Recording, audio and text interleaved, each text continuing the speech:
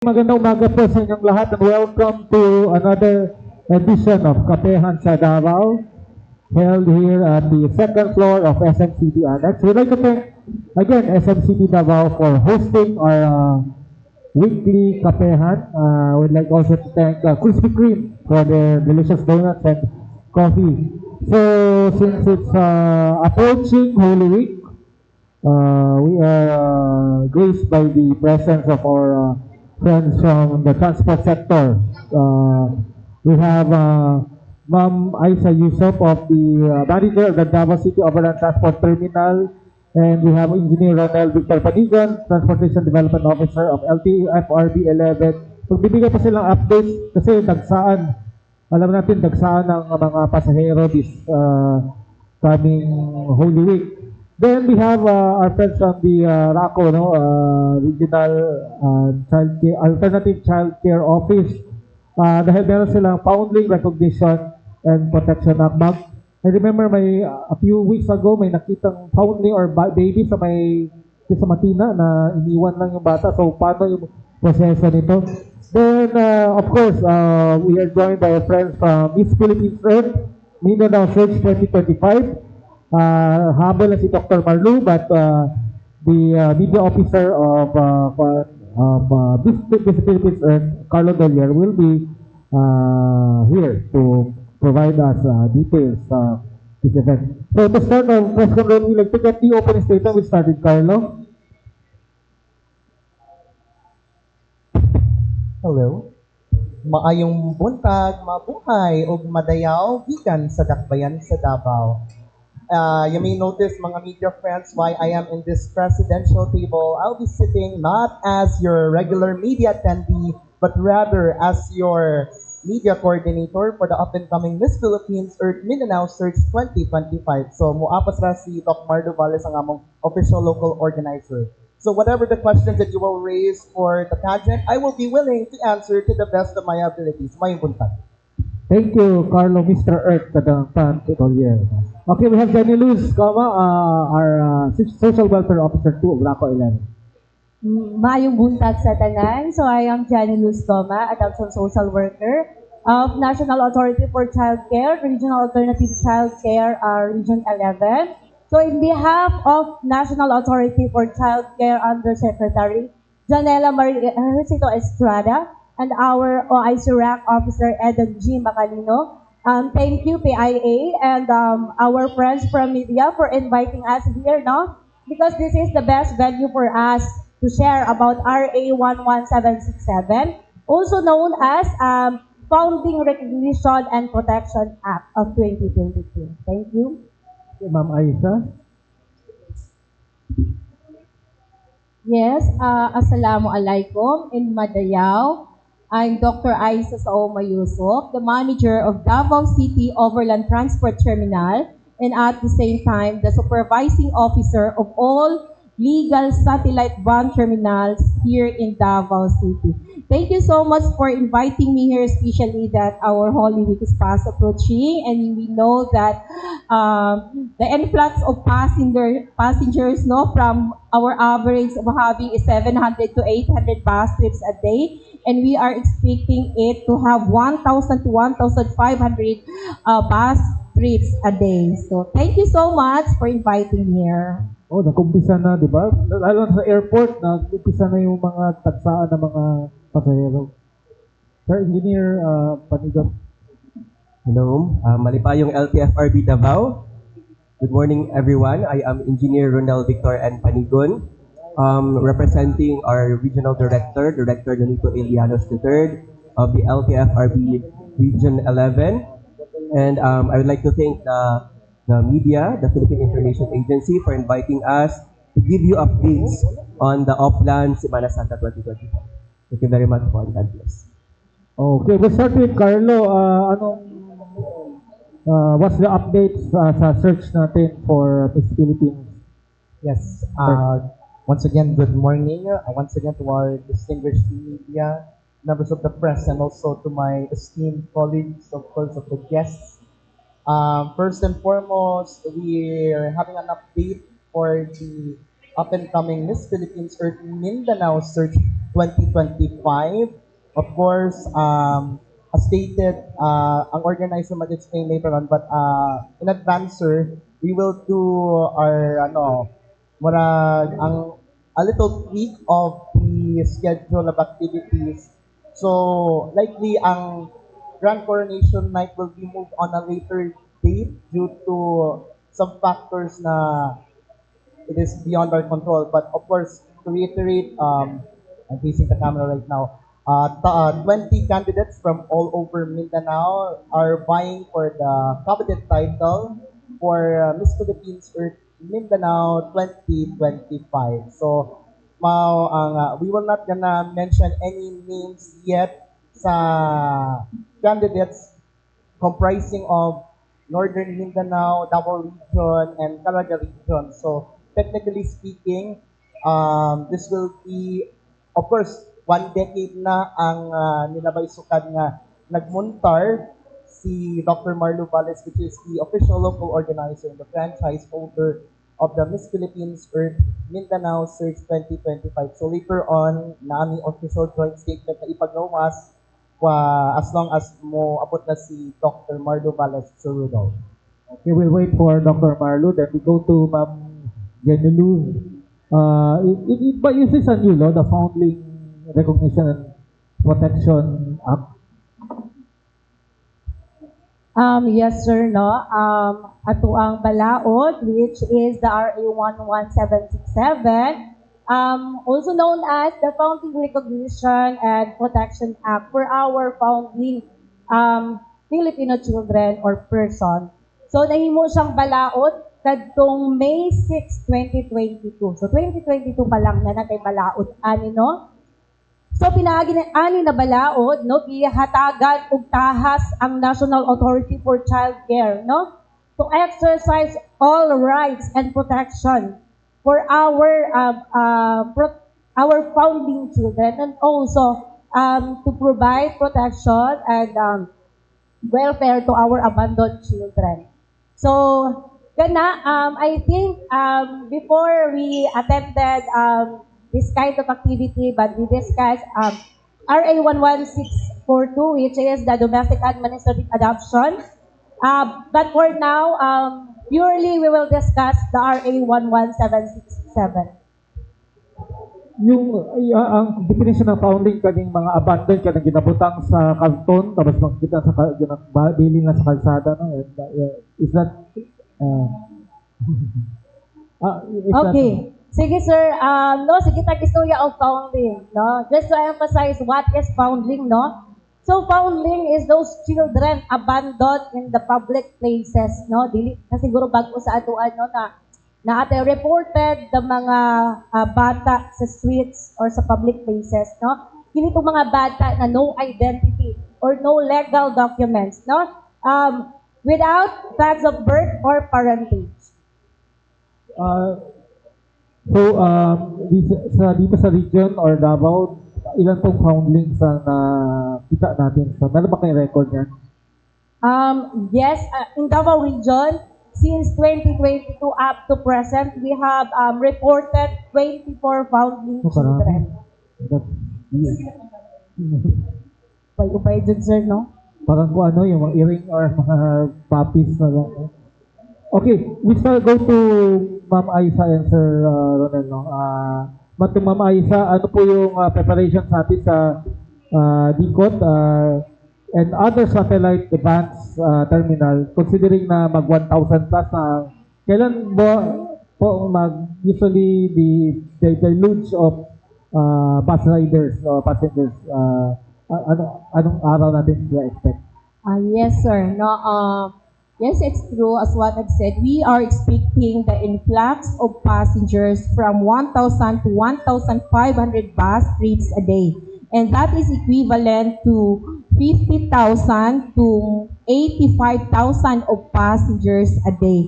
So first, of course, we have to see to it the security measures on how we can implement it, no? So we already conducted a meeting together with our Task Force Davao, being the frontliner in our passengers' entrance, and second, together with our men in uniform, the tourist police and our CSU in the Dicot terminal.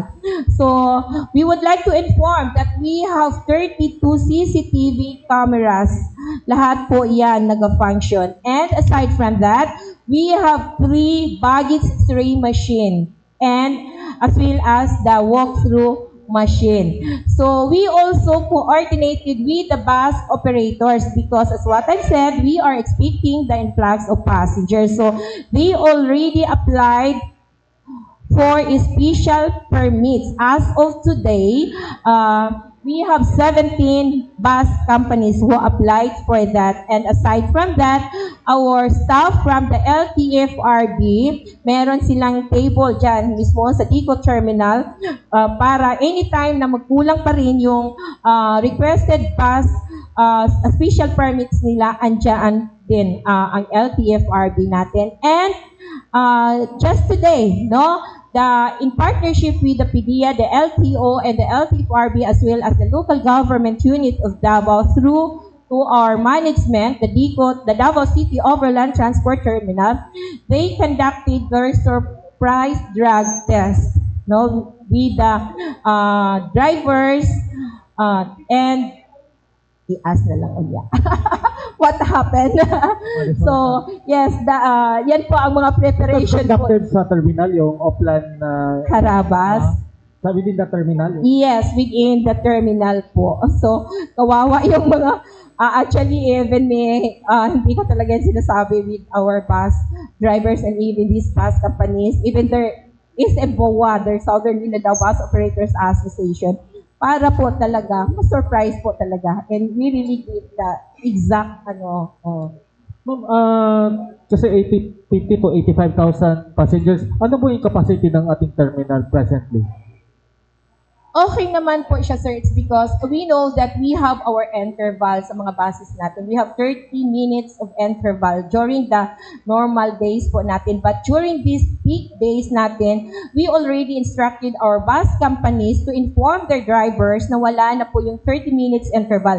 Once na mapuno na po yung bus, exit na kaagad. And sa mga pasahero naman natin, in fairness, tuloy-tuloy eh. So, hindi kagaya dati.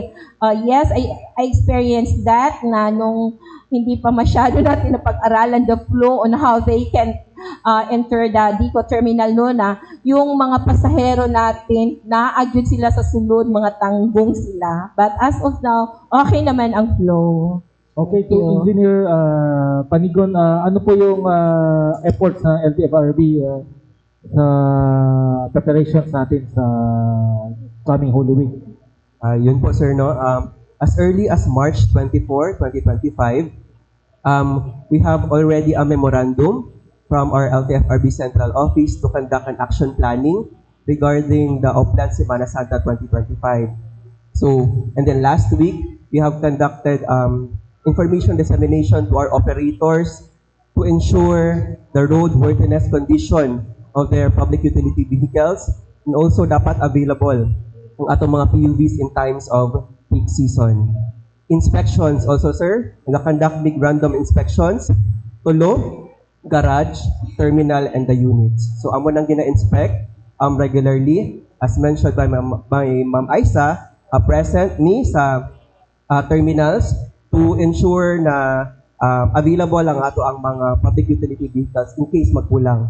The LTFRB is ready to issue special permit to the operators in case magkulang yun ang ato ang mga units. And as updated by Ma'am Aisa, na atay 17 SPs already issued to the bus operators. Also, ganiha, na ay Oplan Harabas sa Dicot Terminal and also sa Gmall Terminal. So, they have conducted 75 tests sa Dicot and 25 tests sa Gmall. So, isa dito ang positive. So, the LTO, in coordination with PDEA, will conduct confirmatory tests to that one person na positive and i-hold nila ang driver's license to ensure na dapat safe ang pag-drive sa driver because we want to ensure na safe po na ato mga pasahero. Okay, before I turn the mic to Armando, no? We'd like to ask one, Jenny. Yung 24 na foundlings, anong nangyari sa kanila from 22 to 2025? Paano yung proseso? Asan sila ngayon? Okay, for our reported 24 founding, no, here in Davao region, 18 of those children are declared legally available for adoption. That 18, ang 16 yan ay na-place na-match at placed na sa kanilang mga adoptive parents. No, 2 is for matching, 6 is ongoing, na i-declare sila legally available for adoption. Saan sila nag-stay ngayon? Saan sila, after, for example, pag may nakita yung foundling or saan ba sila tina-turn over? Okay, for our founding children, no, we emphasize, no, the law emphasize na dapat those children is dapat na sila sa one-on-one care or permanent home, no? Sinasabi natin na permanent home or temporary home. So, pag temporary home is doon sila sa ating mga licensed foster parents, no? Kasi once makita ang bata, doon talaga natin sila i-place sa one-on-one care. So, if in case walang available na foster care, so that's the time we will place those children sa ating mga child caring agency or ating mga centers. Regarding lang yapon sa founding, ma'am, sila 24. Yes. 24 ang mga na-discover, nagpambiyaan sila ang parents. How is this alarming, ma'am, no? Na murag basta lang ginabiyaan ng mga bata no, murag mga iring, mga itoy, no, nga dili na nila kaya buhion. Yeah, so that's why our office and the local government of Davao City and the LGUs are working together, not just to lessen this cases, no. That's why our advocacy program is always continuing, no, sa schools, sa communities, also to our authorities. So hopefully, the media will also help, no, to us to inform the public na pinaagi aning balaod na 11767, no, na anay pamaagi kung dili man lang kaya gyud buhion ang ato ang mga anak, no, na ay sakto nga pamaagi, na ay ginaingon nga safe haven ang balaod. Unsa man ning safe haven? Na ay DSWD, na ay mga centers, na ay DOH, hospitals or mga churches. Dito nato pwede ibilin ang mga bata, no? Dili pwede sa public places na at risk ang ato ang mga bata. So, nabay liability, ma'am, ang ginikanan o kinsa man ang nagbiya sa iya nga exposed siya sa mga any risk, health man, or basig pa nun sa iro. Naba sila liability? Okay. No, common ang question for our founding cases, no. Yes, as general rule, no, sa ato ang revised penal code, stated sa Article 275, no, for those person nga nag-abandon or nag-left sa mga bata dinha, ano, kung nahimong at risk ang bata nun, kung naunsa man ang bata sa imuhang pagbiya, yes, you have criminal liability ang atubangon. But because of the RA 11767, kung imo siyang di-place dito sa mga na-mention na safe haven, yes, pwede ka dili makasuhan. Or katong ginaingon na wala na kay criminal liability based on the assessment na pagkabuhat ko. Nasa tayo na, kuan, ma'am, tawag ani na nakasuhan o nadakpan na ato na-identify na nagbiya sila. As of today po, wala tayong record, no? Kasi those founding did not malocate. Given na ay mga CCTVs, no? Wala dud tayo na-locate na mga person nga nagbiya. So, kay kasagaran mo good pag sa pamilya, ma'am, ang mga manghod mo gina usually ang perminti matagpuan sa basurahan. So, tinuod gid nga naagi day ginabutang gid sa mga basurahan gid mga bata. Anyways, thank you po, ma'am, kay Ma'am Aisa ko. Ma'am, reminders po, ma'am, no, sa atong mga passengers, ma'am. It's because daghan gihapon, ma'am, no, ang mga pasahero nga dili mo sulod sa tong terminal and then mo dito ra sa mga kanto sa kalsada magkuan magsakay og bus. Yes, tinuod na siya, sir, no? Dili nato na siya ikalimudlod, no? Despite of kanang ato ang inform every now and then that we're having an interview, we have this no pick up policy. And wala yun na siya na supersede, kay wala na siya na amindahi, no? So, buot ipasapot, i-practice gahapon na nato. Now, sama gihapon sa ako ang pag-explain yun sa inyo ha, that kailangan yun na siya ang proper coordination and cooperation sa matag usa, because kita sa DCOT management is we will implement that, but in partnership again with this main NTO office nato nga sila ang mag-apprehend anang mga driver, no? When it comes to information dissemination, I already informed our bus companies regarding that. In fact, ginahatagan po nato sila kopya anang ato ang board resolution nga naaprubahan, reiterating that city ordinance nato. But again, in fairness naman, ginahimo man po sa part sa ato ang mga main NT office, both local and national, because we also have this CTTMO, no, nga dakop pod ana sa ilaha. So wala gyud na siya na wala, sir, no, but again and again, admitted yun na nato nga kailangan jud ang pagtinabangay, self-discipline alang sa ato ang mga pasahero, kay ginahimo ni nato sa ato ang lokal nga panggamhanan alang usab sa ilahang safe nga travel. Pero mo ba kay murag ang kuan mo guna to ni is ang mga pasahero gusto nila convenience case. Pabrihan to dito pasulod sa Yes. terminal, no. Tapos ang mga ang mga mobiyahe ko na conductor o kani mga drivers nang nyawat.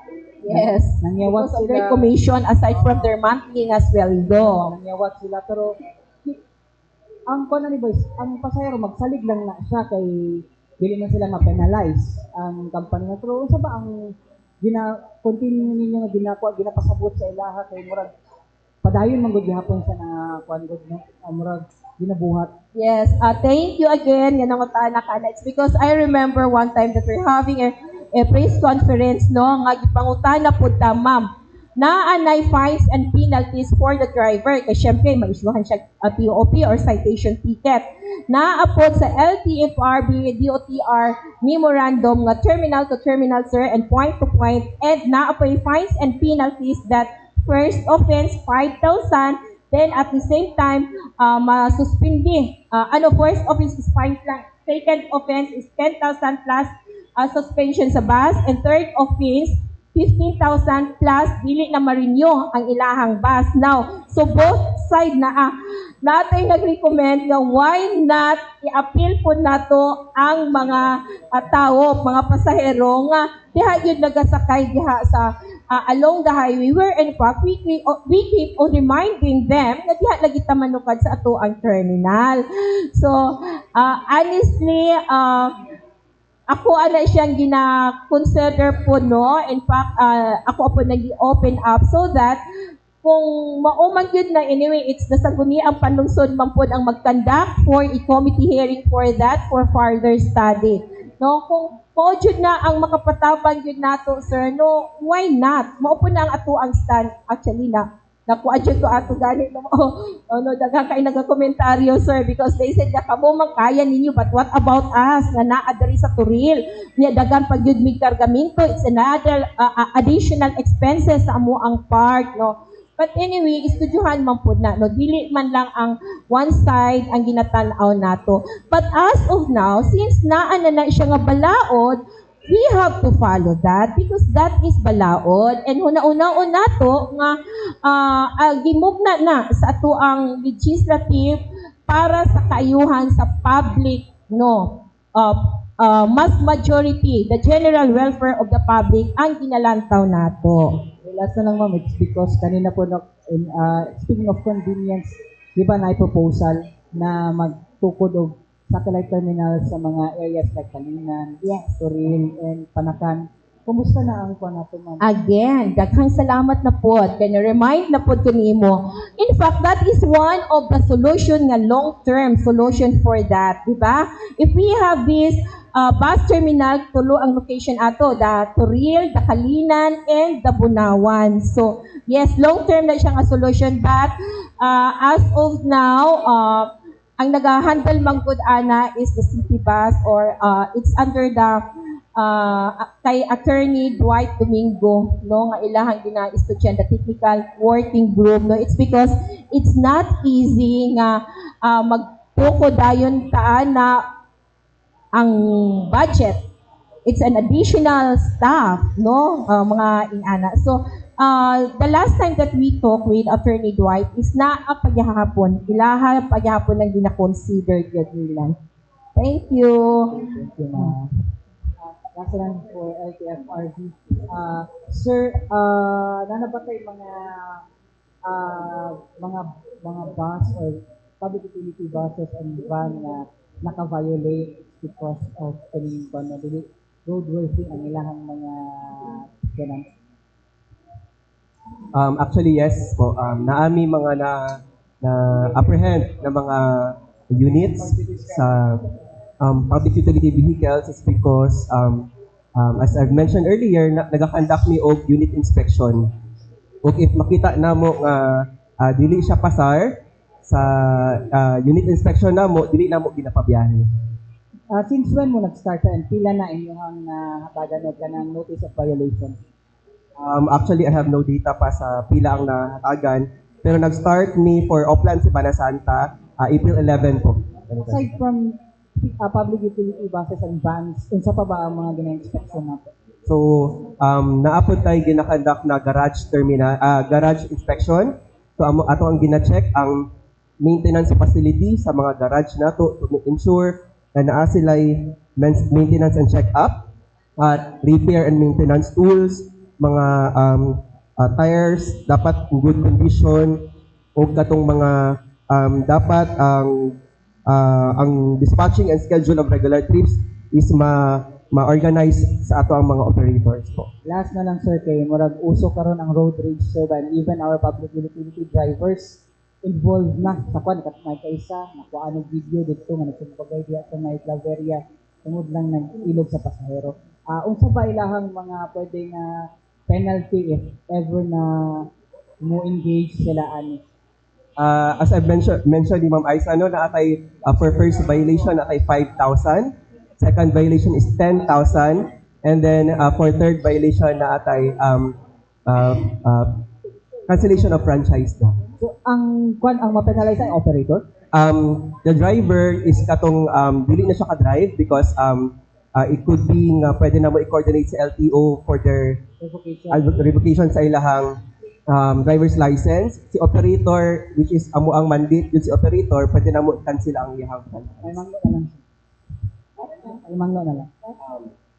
We would like to remind everyone, no, nga especially to our public utility vehicle operators nga i-ensure ang ato ang mga public utility vehicles na roadworthy ug dapat available ang ato ang mga units nga mibiyahe especially karong peak season sa Oplan Semana Santa. Thank you very much. Before we got the floor to media, I would like to ask Carlo because this is environment, ano yung mga environment activity or related activities that the candidates will do in the course pageant. Thank you for the question, Sir Rodolph. In terms of, let's just say, for the preservation, conservation, and protection of our Mother Earth, likely the candidates will undergo one of the environmental activities yun, which is scheduled for sa pageant. But I think over the past years, Sir Rodolph, it's likely tree planting activity, ang usahay na pwede ginabuhat na coastal cleanup. Pero the time, 2 years ago, no, ang ilang gibuhat ato is likely tree planting activity. I remember that time nung nag-cover ako is likely sa Gloryland, sa Dato sa Lumay, and maganda yung place. So, the 2023, it was 25 candidates from 2023 batch. Hindi ko ma-remember yung sa last year na budget mo, but for sure that it is one of the expected activities na gagawin for the candidates sa Miss Earth for this batch. And likely, ang prelims, it will be the same, but not like as before, Sir Rudolph. Okay, Kat? Hello po, Ma'am Jen. Ma'am, balikan lang po nato itong inyo pong gihatag na number no, ng mga abandoned children. As of, since 2022 you said. Can we ask Ma'am for the breakdown po kung ilan each year kung ang matagpuan since 2022? Oh, sorry, I don't have data for that po, ma'am. But I am sure for 2025 this year, we have 2 founding children po For this year? in Davao City. Opo. And in the 24 na babies po, saan-saang lugar ito nakita in Davao Region? Oh, apologize again. No, mostly po, that children is, majority of the children is from Davao City. Opo. And as per the age of those babies, infants po, Yes, below 6 months old po. usually yung... But common is newborn. Mm-mm. Opo. Ma'am, itong 24 po, since 2002, kung basihan nato ang number of found babies, ma'am, no, infant, makaingon ba ta, ma'am, na this is a little bit of parang concerning na since na ay mga ingon-ani na cases or mababa pa tayo compared sa ibang cities? Yes, concerning din siya, no? Kasi one foundling child is considered a problem din siya, no? Kailangan na tuog ang proper intervention na yun and programs sa ato ang community. Mm-mm. And ano ang ginagawa ng, for example, DSWD kasama na yung iba pang agencies to be able to reach out, especially the pregnant women, and make them understand itong ganitong klaseng concerning issues na sa mga bata? Yes, at present po, we are inviting different agencies, no, to help us, no, inform the public about this law, no, na, and also to provide interventions, no, para ma-stop na unta ang mga ingani ng mga activities sa atong mga ginikanan, no, na yanong ma-motivate manggid sila nga mubiya, no, sa ilahang mga anak. Ma'am, kanang sa DSWD, nakita na ba nato ang trend, ma'am? And also, what are the factors nganong naay mga pagbilin sa mga bata? No, because we don't have na-interview ng mga parents gid no nga nagbiya, but assuming the situation, no, karon, assuming that some of those parents are student yun, no, that's why focus na mo karon is ang school yun. Kaya but we don't have jud kanang data, no, amo alang tong mga assessment, no, as a social workers, may nga anak good, but we don't have jud record na kana gyud sila. But and also ang mga kuan karon is wala jud ta kabalo sa ilang mga circumstances sa ilang family. So, ma'am, but can we attribute this to teenage pregnancy or poverty as a result nga nung meron tayong 24? Yes, pasok jud siya no na results, Oo. no? Kasi common gid na siya. Kaya ng mga bata pa na nabuntis, no, wala kabalo ang mga parents. So anak mo. Opo, ma'am, last sa yung part, ma'am, you said the agency is now focusing on students. Ano po ang role ng school dito? As well siguro as the barangay council, ma'am, sa mga communities. Ano yung important role nila in implementing and educating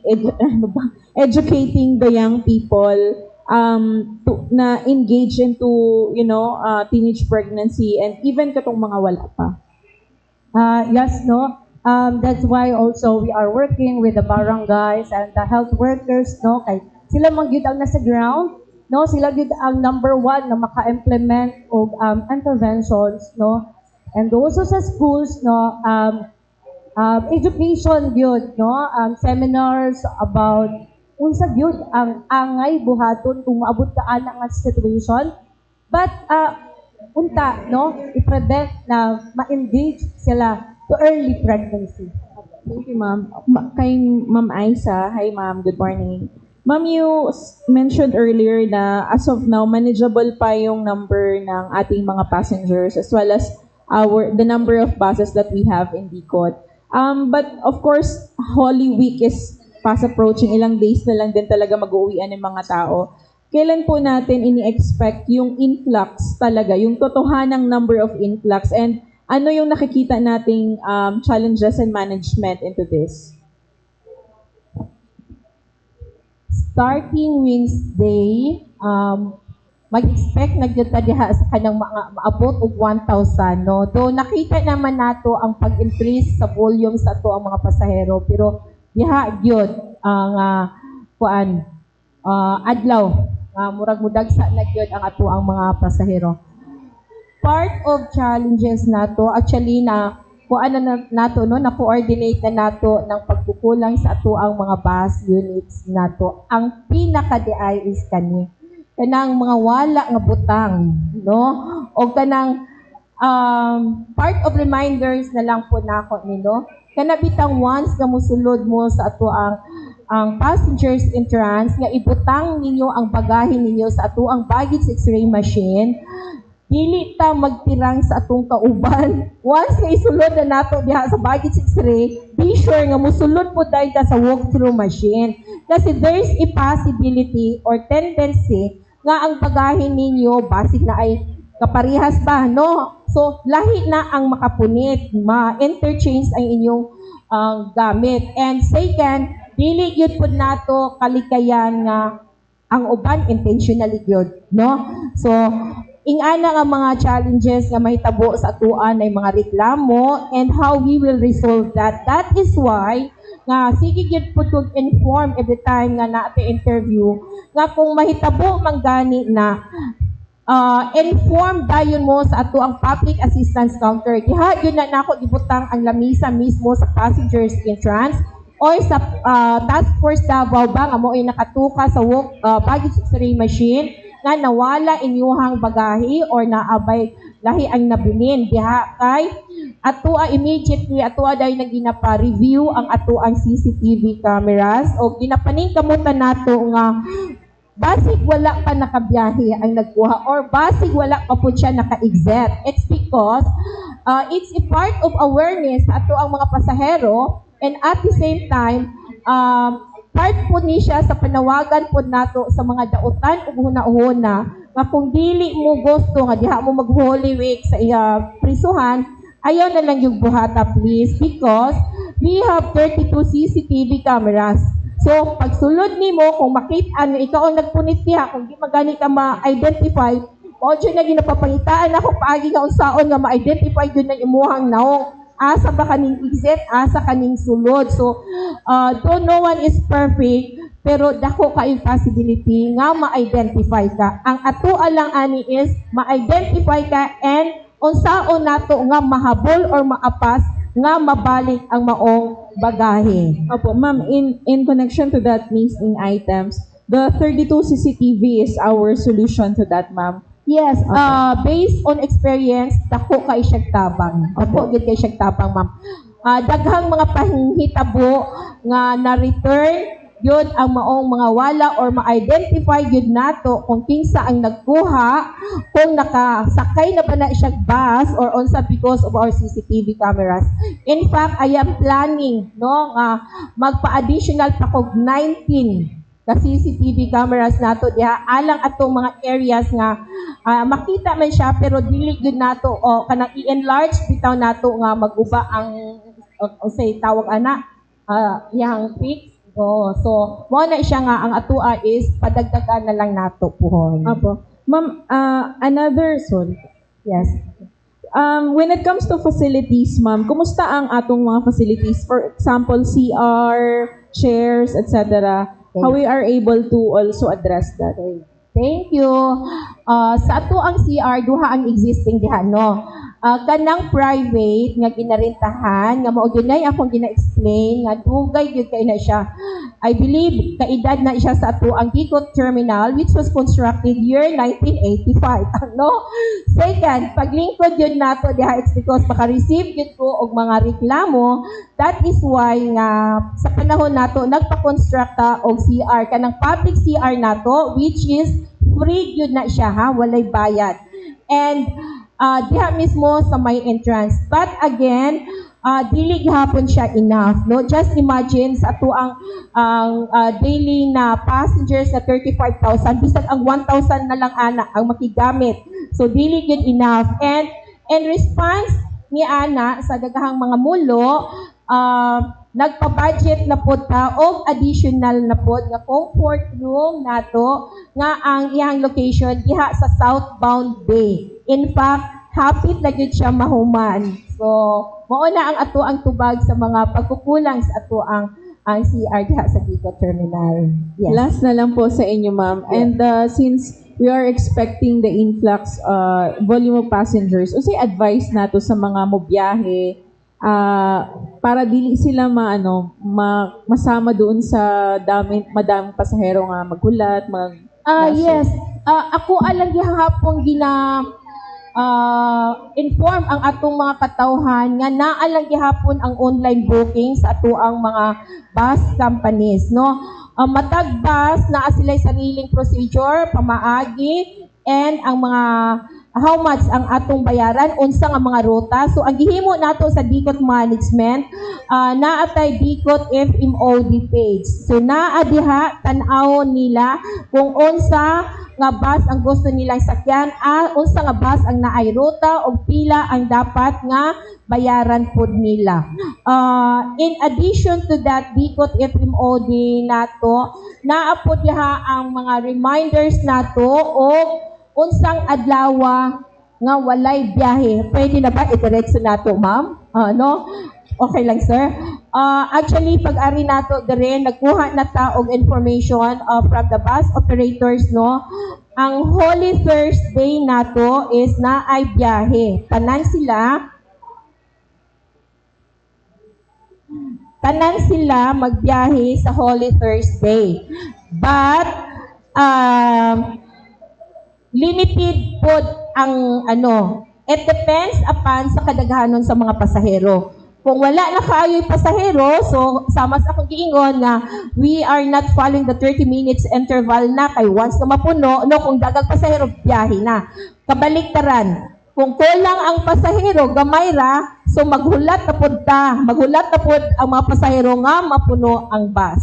Sa ato ang Holy Friday, ang magbiyahe lang yun ana ang ato ang mga big bus companies. Okay lang i-mention nato.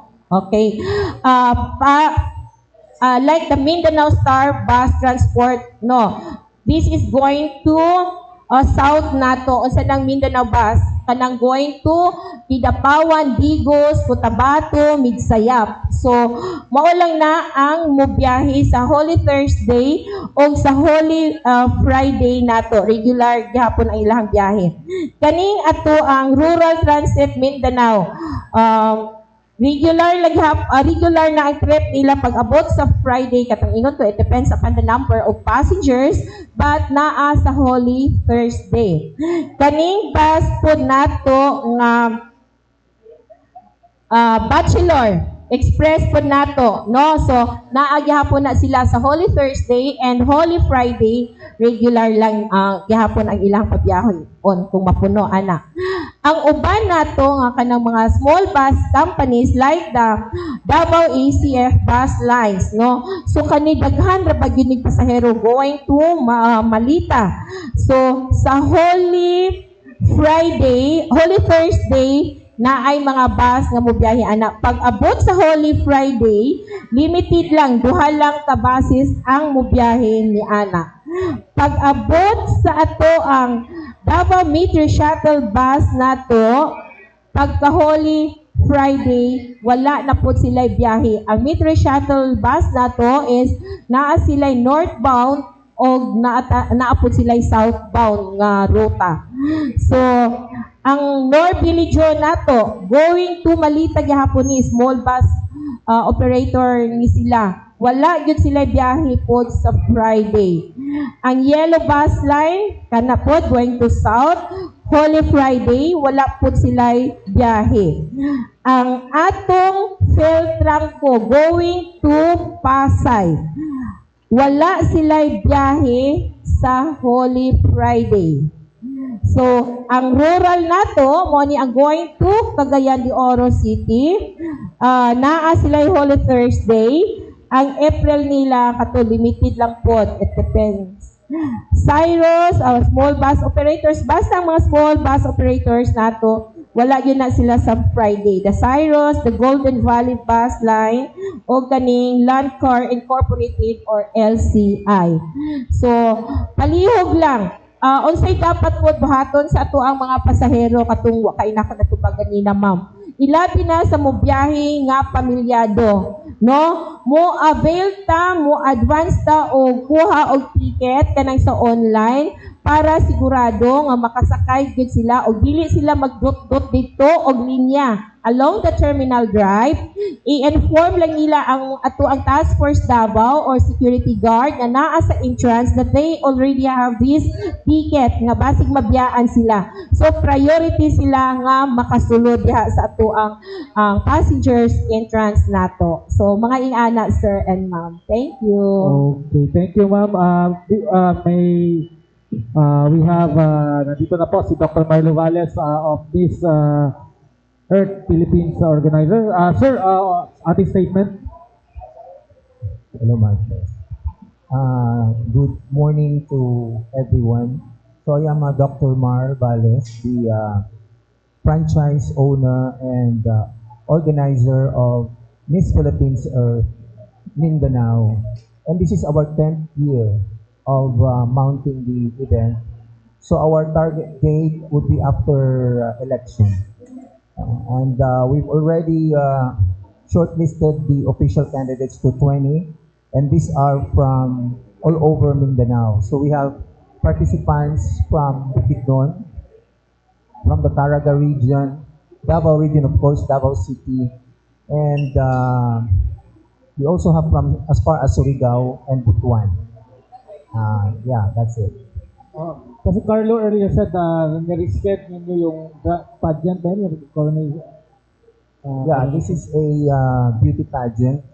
The Miss Earth pageant is the only international pageant that truly cares and advocates the preservation and protection of the global environment. Okay, questions from my friends from the media? Yes.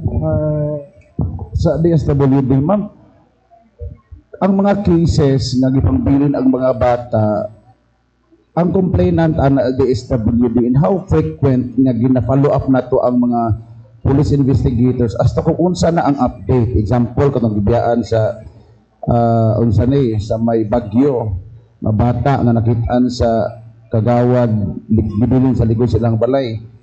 Kinsa naga-follow up sa police nga kumusta na investigation, how CCTV camera footages na ba yung nakuha until such time nga ma-identify kung kinsa tong guardian nga nagbilin sa bata. Okay. So, yes sir, no? Just to emphasize that our office is an attached agency na po in the SWD. So, nakaangkla pa din kami ng SWD. So, we are NACC or RACO 11. So, yes, some of our children placed po sa ating center from the SWD. So now, if that child is under the DSWD or the RECC ng center ng DSWD, so now the social worker from the CCA will conduct search and inquiry, no? Conduct ng regular visits and interviews within 15 days, no? Kasi for our founding, no, gina-emphasize sa law na hindi pwede i-delay, hindi pwede i-tomorrow yung mga process natin sa ating founding. So now, the social worker is talagang magbalik-balik yan sa community, no, to conduct investigation. to conduct interviews and collateral interviews and visits, no? Just also, yeah, tama, sa PNP, we also emphasize that doon if nag-conduct ba sila ng investigation, if may mga CCTVs po. So after all our efforts po, so within 15 days, dapat ma-facilitate na din yung lahat ng efforts sa media, sa radio, yung sa newspaper, and then after our efforts, so kailangan na natin i-facilitate yung birth registration ng ating foundling. Ma'am, within Davao Region, daghan na kayo mga incidents sa mga abandoned ng mga newborn babies. Kung sa mga factors nga nung walay na-identify nga ginikanan or suspect nga nagbilin sa bata. Asa dapita ang problema ato nakita? Kana jud sir no, kana ang dili kana pud among gipaningkamutan karon kung unsa gyud ang rason sama sa gipangutanan ni Ma'am Gadina no. Yes, kailangan with the coordination with the barangay officials, the health workers, also the LGUs no. Kana ang amuang paningkamutan gyud nga unsa gyud ang rason ug unsang angay namong buhaton no as public officials, as governments no nagtahasan sa balaod na mo implement ani nga balaod. Thank you. Sa LTFRB, sir, I don't know kung pwede mi maka-ask o update sa Pantawid Pasada kato bitong fuel subsidy nga distribution. Are we done? Kumana ba taad to? Mga ipamig-data na lang sir as to pila na ang nahatagan, pila pa ang wala.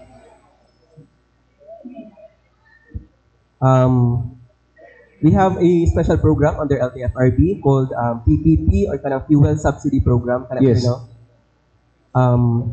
As of current update, we have distributed or credited fuel subsidy cards, 10,345 out of 14,149 PPP cards.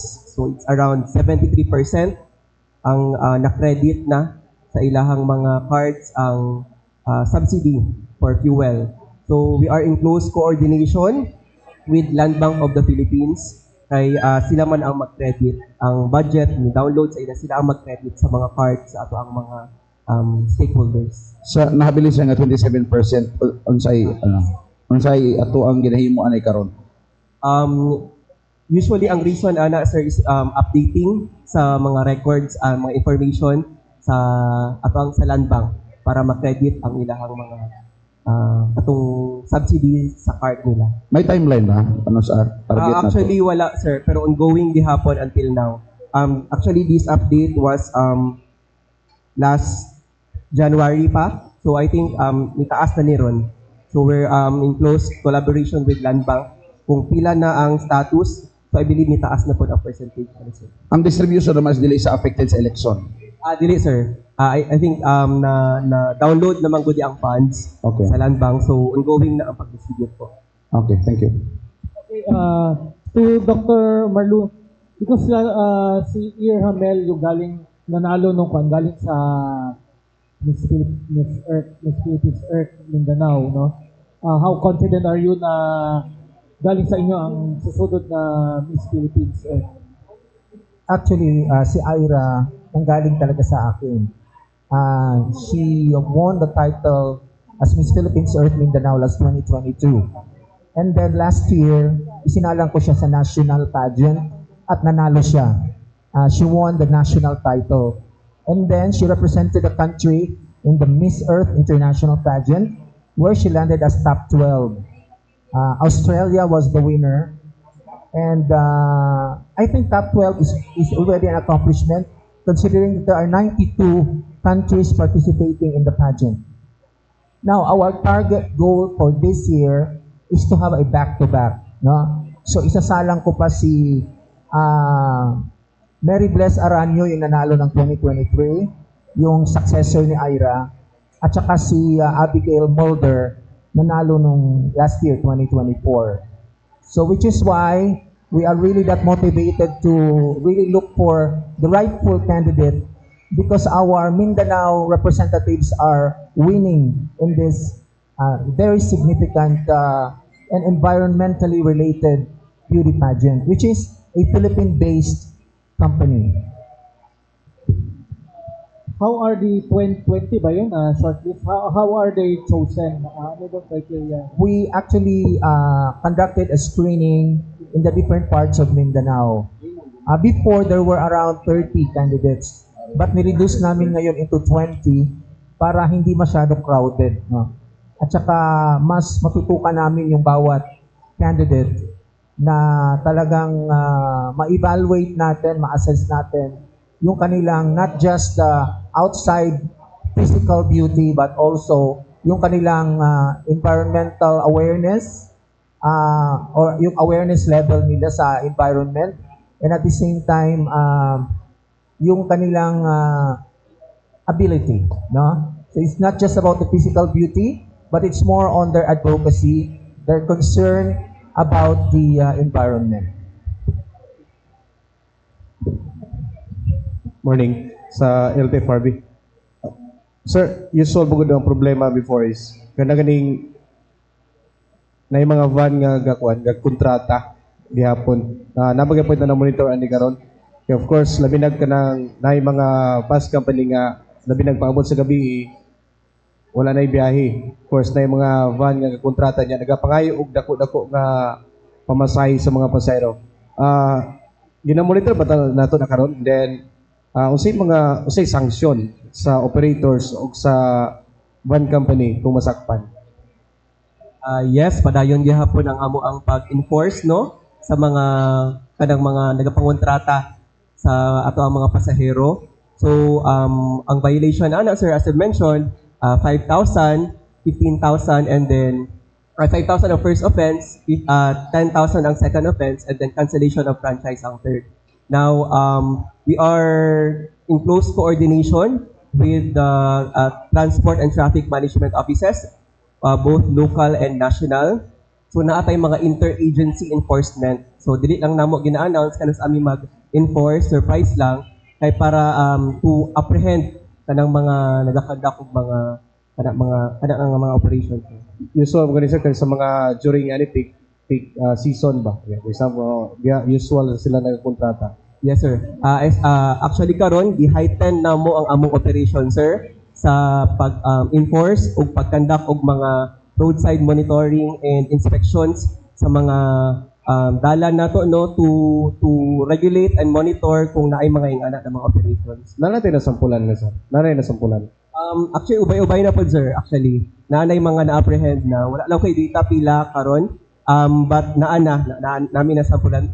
Katong mga we are also in close coordination with LTO kay we are pushing karong especially karong peak season nga road crash free ta sa ato ang plan sa Manasanta.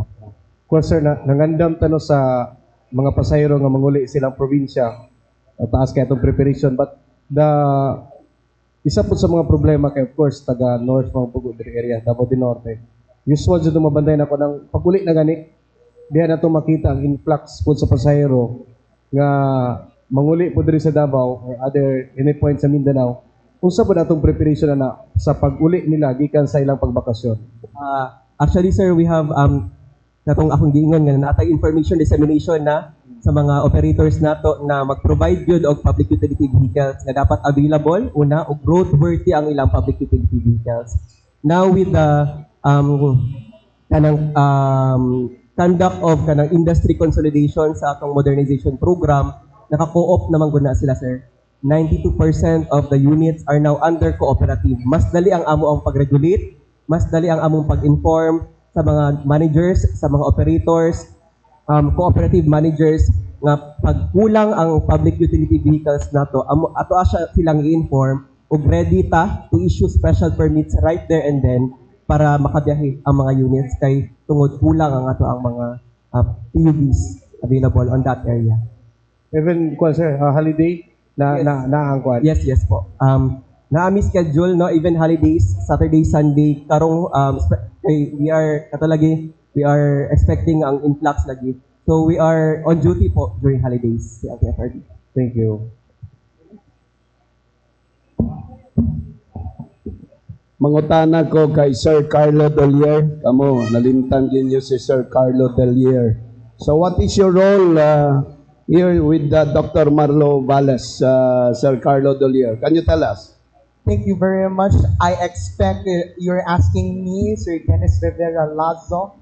Actually, my role here is to inform the media as your media coordinator for the pageant because I've been involved with this pageant just now, pero 2 years ago, I am only the media coverage man na full and extensive coverage for the pageantry. Anything else, Sir Dennis, with your question? Do you have plans to be a manager later sa mga ingani nga beauty pageant? Na ba kay gigunitan nga mga gwapa? Oh my God. Kana, depende na sa sitwasyon, Sir Dennis, because actually there are things that I needed to ponder because number one, it is so difficult to handle in the situation that the pageantry is a very risky role. Even Dr. Marlo is having a hard time in searching sponsors, Rabaya, and especially pag-inform sa mga candidates. So, technically, si Doc, nag-organize siya, but of course, he has to inform the candidates of the subtle changes due to the prior commitments with the 20 candidates. And I know it is, para dili na to i-obliterate ang momentum, no? We don't want to name, without naming names of the candidates, but he had mentioned comprising of Northern Mindanao, Davao Region, and Caraga Region katong for this year's pageant. I see. I'll go to Dr. Marlo Valles. Kuana nga sir. Kaning kidding aside, ambot lang ning mga laki diri ganahan pa ba ni sila ning mga babae? Way plano nga naapoy mamili tag kanang mga macho pud ba para makakuan po ta sa mga lalaki ba? Do you have plans to do that in the future? Actually, in terms of sponsorship, wala magud kaayo mo sponsor ang mga panglalaki na kanang mga pina Elias Birada wala tana. It should be aside from this is not actually just for the glamour, no? We'll see to it na yung aming mga advocacy, yung aming mga charitable activities. Okay. Kahit papaano ma-serve natin. So which is why we're looking for sponsors na hindi naman siya income generating or not making use of this platform para maka-income. Just to sustain the advocacy. Just to sustain our goal as an organization. Mm-hmm. So Miss Earth kasi is an international brand. Along with Miss Universe, Miss International, and Miss World. Ito yung the Big Four pageant, no? So, which is why we chose Earth because of its relationship niya sa ating mga day-to-day na activities, no? Because it has really something to do with yung sense of responsibility natin as a citizen of the country at saka yung genuine concern natin sa environment. Which is why I chose Miss Earth pageant. By the way, I also would like to invite those individuals, companies na gusto po maging part ng roster of sponsors ng ating Miss Earth pageant. You're very much welcome. Pwede tayo mag-usap sa Messenger, no? Private message nyo ako kung gusto nyo. No? So going back to the question, sir, nag-experiment na kami niyan before. Yung mga Mr. International. Hindi kumita. Hindi talaga kinakagat yung paglalaki. For some reason, hindi talaga siya ganun. I see. Except for itong mga pambabae na pageant. Thank you very much, Dr. Valles. I'll go to LTFRB. I hope I'm not out of order ba? Yung sa duties and functions sa LTFRB at saka sa LTO. Very manggod sa may coastal road. Pagawa sa aning kwan. Daghang gakwan. I do not know kung appeal ba na sa inyo o sa local nga kwan. Kaning biyahe, no? I have nothing personal kay kasagaran ba naga-drive diha. Ato mga igsong Muslim nga kuan ni Ma'am Aisa. Kaning e-bike. O kanang usana umbak. Kasagaran ang akong mabalan, maski tricycle, pero ting mahalas paningil. appeal ba na sa inyo? Naaba mo ikuan na kanang klaro to. Mas mahal pa og kuan kanang sobra pas taxi. Ang pinangayon kanang Des Monteverde, mga arugante pa naman. Unsa na ba mo i-hold na? Can you Actually, control sir, that? Unsa? Unfortunately, that's out of our mandate, sir. Ang ano lang is public utility vehicles Okay. because of higher mode. So, the tricycles on back, Sa belongs to city? the city po. Sa city. Yes, sir. Aha. Ato ko ka sa kuan sa DSWD. Okay, ma'am. How safe our children now in terms sa kanang mga challenges karon? If you want to put it in a picture, ilalom sa atong kasamtangang admin, how safe is our children now? Kay murag perminti man niya. Ang mga batasan ron sa mga bata lahi na, di ba? Musukol na og ginikanan, tungod anang balaod. Don't you have plans nga kahit paano bisag magbalance silang unta ba? So ay og kuan ang mga bata ron may di ka puspusan ika pa isadaan. So karon unsa bay mga intervention nga inyong ginahimo ana ron? Okay, actually, if the child is nasa ato ang child caring agency, so naa na jud nay mga naka-prepare na mga interventions and activities for our children. So kasi sa atong center natay mga psychologists, natay mga caregivers and doctors to help our children, especially our founding children, no, knowing sa ilahang background, no, likayan nato na magkaroon sila og problem in the future. Kaya samtang bata pa sila, katong full course na tabang na atong pwede ma-provide sa iyaha, ato nang i-provide. Thank you very much, ma'am. Diri ko ka, ma'am, Aisa Yusuf. Last na lang ni. Wala ko'y pahabol ani Sir Randolph. Pinakuluwas na ko. Ayaw. Kay para di pon malata nga kuan kay ta. Kaning kini sige na kog pangutanan sa imuha ba. Nakita na ba nimo sa unahan nga after election ba? Midterm election. O bisag karon na lang tuiga. Mawala na nang atong Ikulan Terminal kay mamalhi na tas laing lugar. Tanaw nimo, imo na bang na kuan na?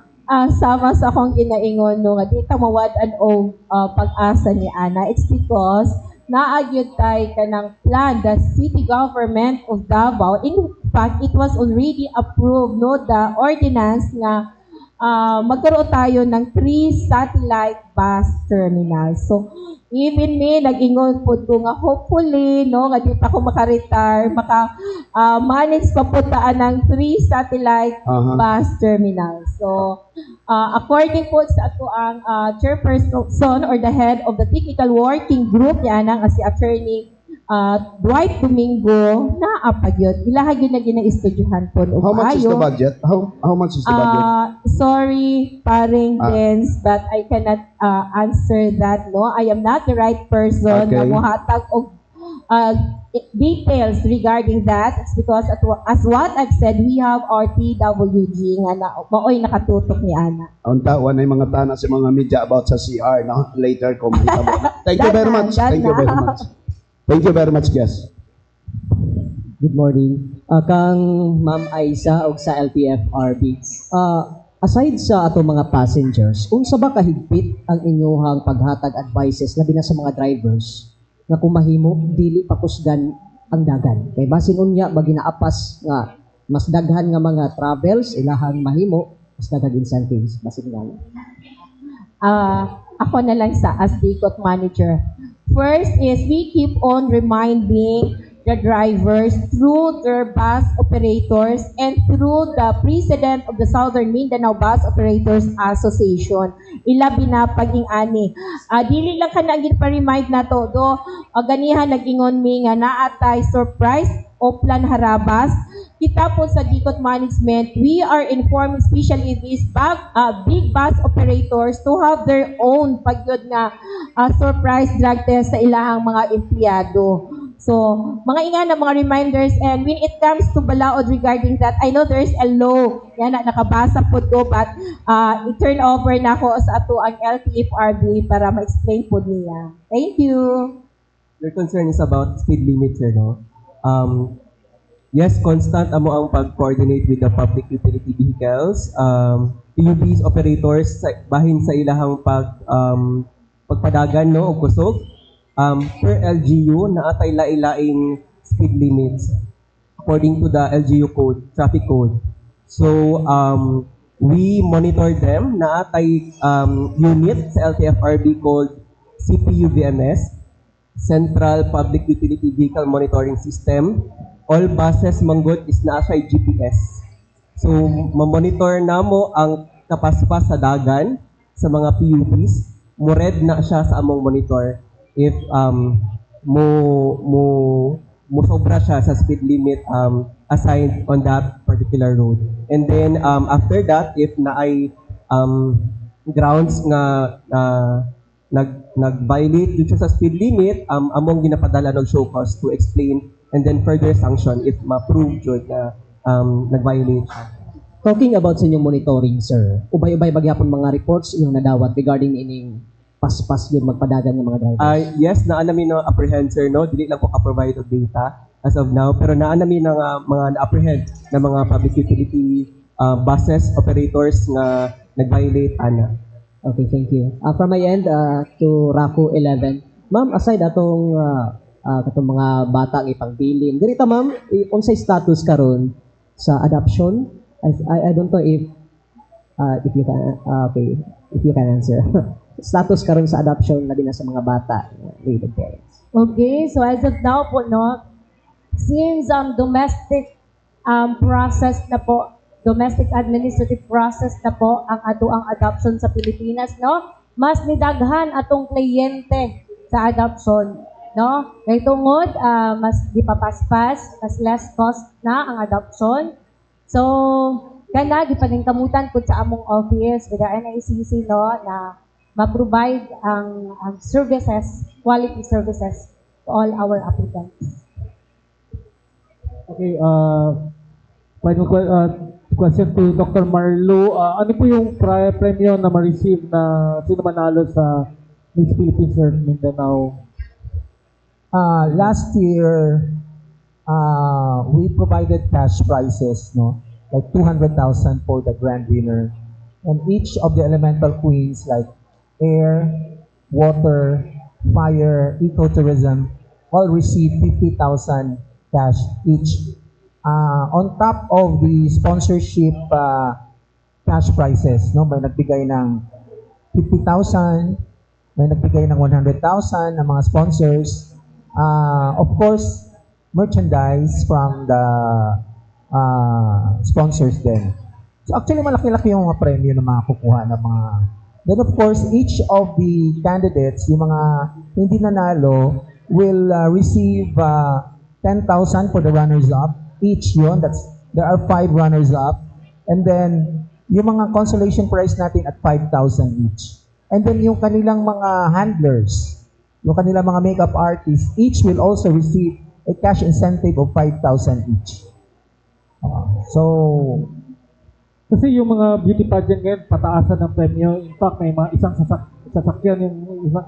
Ibang milyones. So how do you adapt na dapat mag-level up din kayo? Ayun, every year nag-i-increase, pero I will not siguro go at par with yung mga LGUs talaga na nagpo-provide ng mga malalaking budget kasi private organization kami.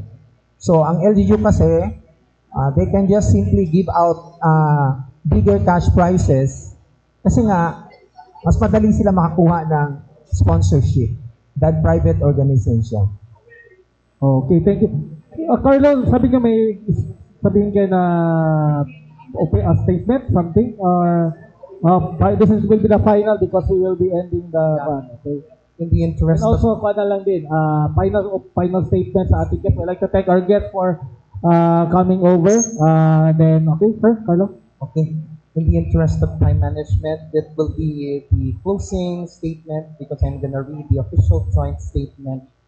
A pleasant afternoon, patulong afternoon to each and everyone. Madagayaon ug makakalikasang adlaw kaninyong tanan.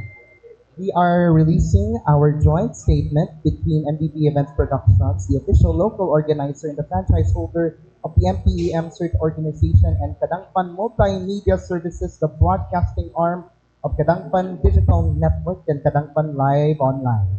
In the light of recent events that transpired within the organization, it is with humble and pride that we proudly announce that MBB Events Productions and Kadangpan Multimedia Services are once again in good terms and will once again participate for covering the Miss Philippines Earth Mindanao Search 2025.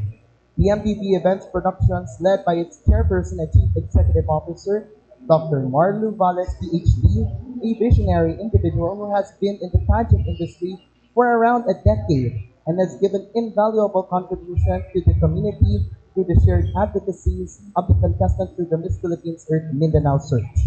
Over the years, MPEM transpires to what it is today, and it has become the part of the institution, and many contenders have been compassionate game changers, carrying their respective and heartfelt advocacies. As the tagline of MPEM says it all, beauty with a cause. On the part of Kadangpan Multimedia Services, which I own, it is a great privilege to have a renewed ties and reconnection with the organization, the MPEM, unfazed with the unprecedented challenges and struggles that faced by the network. Additionally, the Kadangpan Multimedia Services has been an integral part of the MPEM pageant, such that I am the only one, the official media, have covered its grand coronation night last May 29, 2023 in a hotel in Davao City where it garnered almost 120,000 plus views. Kadangpan Multimedia Services started as Kadangpan Live Online. Yours truly owned it, Carlo Dolier, a news and commentary program anchored by yours truly, dubbed as the one-man show. One-man show, of course, I'm doing the live, I'm anchoring, and at the same time, reporting as it is. From its humble beginnings as a work-from-home online broadcast in the middle of the pandemic, 2020, has transpired to what it is today, being a leader of covering particular events that has become a significant contribution to the Davaoenos here and abroad. Recently, Kadangpan Multimedia Services has celebrated its milestone where it had reached its fourth year, going five this August and September, continuing the passion and purpose of being the fastest growing online media entity as stated by Sir Rudolph Alama before. And additionally, the network has already tied up with collaborators from various media personalities on air and online, which comprises of lifestyle, sports, news and commentary, public service, entertainment, so much more. Whereas this renewed and reconnected partnership will conform its purpose of the core values, the mission and vision of both MPB Events Productions, led by Dr. Marlu Valles, and Kadangpan Multimedia Services through Kadangpan Digital, led by yours truly, as what Doc Marlu would call Mr. Carlo Tall. We rest assured and look forward that the commitment made by both parties will be a successful opportunity to ensure it regaining its trust, confidence, and credibility to the audience. It is signed by Doc Marlu, yours truly, and our general managers right in front. Anyway, for those who will be interested covering any of the events, particularly the preliminaries and grand coronation night, please inform me ahead through any means of communications for the Miss Philippines Earth Mindanao Search 2025. And thank you so much to the Philippine Information Agency Davao Region for having me as your guest. And may God bless us all. Daghang salamat ug maayong adlaw kanilang tanan amping permit. Thank you so much, Doc Marlo, parting statement. And again, we invite ulit sa ating, I think, reschedule, no? Okay, we would like to thank our major co-presenter this year, the International Pharmaceuticals Incorporated, maker of Casino Fem Alcohol, and Dr. Wong's Skin Lightening System. We would also like to thank RC Dental Center for sponsoring our event for this year. Of course, ASF, Alferez Fabrication or Steel Fabrication, okay, and among others. Okay. So, like I said, kung sino pa yung gusto mag-sponsor sa ating event, very much welcome tayo. No? So, mag-discuss tayo about sa media collaterals na ipoprovide ng organization. Thank you so much. Thank you so much, Ma'am Jenny. Sir, can you allow me to emphasize one of the key points of this RA 11767? No, because everyone, yes, pwedeng mahimong finder of a foundling child. So, our social obligation for these cases, for this incident, we have only 48 hours to report our foundling child. If naatay nakitaan, no? Dili pwede nga ato lang agian because we have social obligations as a citizen. So that's why you have 48 hours to report the child or the incident to our authorities, and also the law emphasized that the foundling cases is under the jurisdiction of the NACC through the RACOS. So kami po yung magpo-provide ng proper intervention towards our foundling children in the Philippines. So in behalf of NACC, RACO 11, and thank you PIA and our friends from our friends from media, and thank you everyone. Ma'am Aisa? Yes, Assalamualaikum, and on behalf of the local government unit of Davao, I would like to say I am Dr. Aisa Saoma Yusuf, the manager of Davao City Overland Transport Terminal and the supervising officer of all the satellite van terminals. Thank you, PIA and my media family for inviting me here. No, it's timely because the Holy Week is fast approaching and we need to inform what are those and don't, what are the policies and guidelines that we are implementing at Davao City Overland Transport Terminal. Again, daghang salamat. In behalf of our regional director, Director Nonito Elianos III, we would like to thank the PIA for inviting us to remind everyone of their duties and obligations, especially this peak season of Oplan Semana Santa. And again, for the operators na to sa public utility vehicles, again, I would like to reiterate to ensure the roadworthiness of our public utility vehicles. Dapat available ang atong PUVs, especially karong peak season, with the influx of passengers. And we would like to guarantee na dapat comfortable, safe, and efficient ang ato ang pag-travel sa atong panimalay ug sa mga worship places nato for this Holy Week. Ato lang po, thank you very much po again, and malipayong LTFRB Davao. Okay, thank you so much, our guest. Thank you so much, SMC Davao, for hosting our event, this press con, media forum, and also specifically for the delicious donuts and coffee. This Holy Week, ride safe, drive safe, no? Thank you so much.